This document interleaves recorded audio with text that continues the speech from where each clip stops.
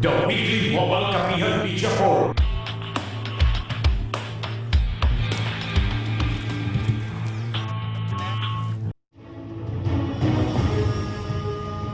Welcome sa launching ng Weekly Mobile Kapihan Media Forum. Kasama natin bilang resource person sa kauna-unahang pagkakataon si Assistant Secretary Gina De La Cruz ng National Anti-Poverty Commission.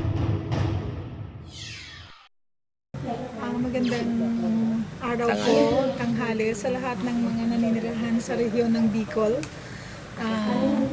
Nakikinig sa mga radio stations.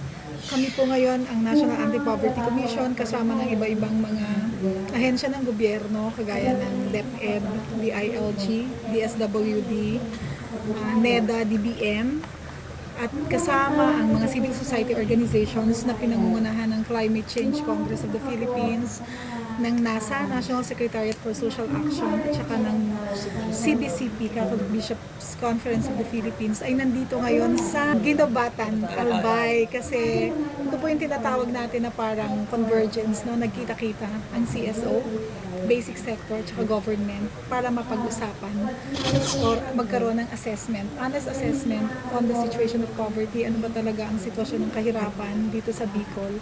Tsaka hopefully mag-come up sa mga resolution na ipo-forward nila sa government agencies para matalakay din.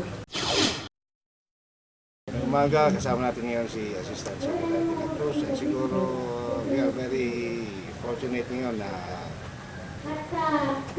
through sa programang to ay may bato natin mismo kay Assistant Secretary ilang concerns na very glaring na dito sa ating region. Sa tinagal-tagal ng panahon, lagi natin nabibigyan ng mukha ang kahirapan. Be it sa physical, yung walang bahay, yung natutulog sa kanil, yung walang makain. May mukha eh. And alam natin yan sa buong Pilipinas and probably in other parts of the world how poor are most of the Filipinos. But sa atin po bang mga ginagawa, paano natin nalalagyan ng tiyan, ng ibang senses, yung mukhang yun ng kahirapan? Kung sa tutusin nga po, bakit ginawa sa Bicol? Actually, yun yung unang tanong eh. Bakit ito pong regional poverty assessment gagawin sa 8 rehiyon? Kasama po ang Bicol. Inuna namin to sa Caraga. Bakit sa Caraga? Bakit sa Bicol?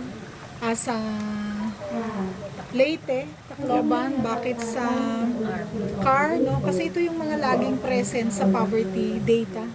So, ang Bicol, halimbawa, ano ba to, transient lang, panandali ang poverty lang, pero bakit noon pa, lagi siyang nandyan, di ba? Ibig sabihin, parang meron na bang intergenerational poverty, meron na bang ang tagal-tagal na nagkakaroon ng pagtingin ng gobyerno, pero lagi pa rin siyang nandyan.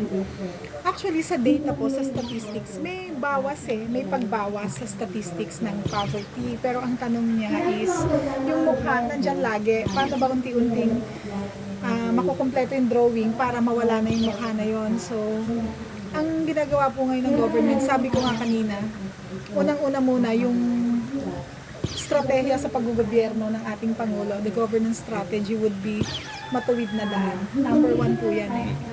Ang matuwid na daan po, translatable dun sa sinasabi niya na walang kurap, walang mahirap. No, medyo lagi na natin naririnig, pero it's not actually a campaign slogan. It's actually a governance strategy, a governance guidance for all government agencies and local government units na sana yung ilalagay mo sa korupsyon, ilagay mo na lang sa programa ng gobyerno. Hindi po ba? So, kung magkakaroon ka ng pagbabantay sa leakages ng corruption, meron kang 30 to 40% SOPs. Sinatawag kasi nila dyan SOPs eh. The 30 to 40% SOPs would actually go to real poverty programs of government.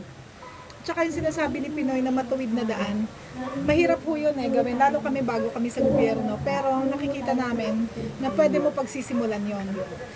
Ngayon, yan ay inspiration, no? Inspiration and parang tinatawag natin na introduction sa lahat ng speeches, pero ano yung mga actual programs? Diba? May mga actual programs ng government. Ang pinakamalaki ko ngayon na anti-poverty strategy, yung tinatawag natin na PPP, Pantawid Pamilyang Pilipino, or yung Conditional Cash Transfer.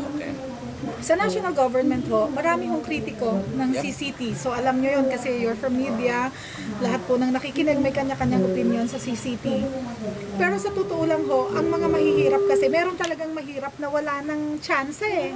Walang capacity to play, to be part of the playing field. Yung wala silang opsyon, hindi sila choices, hindi nakapag-aral, walang lupa, walang ano ba to, pagkakataon na pumasok sa economic life, halimbawa Bicol. So meron talaga yon, meron talagang portion ng mahihirap na ganon.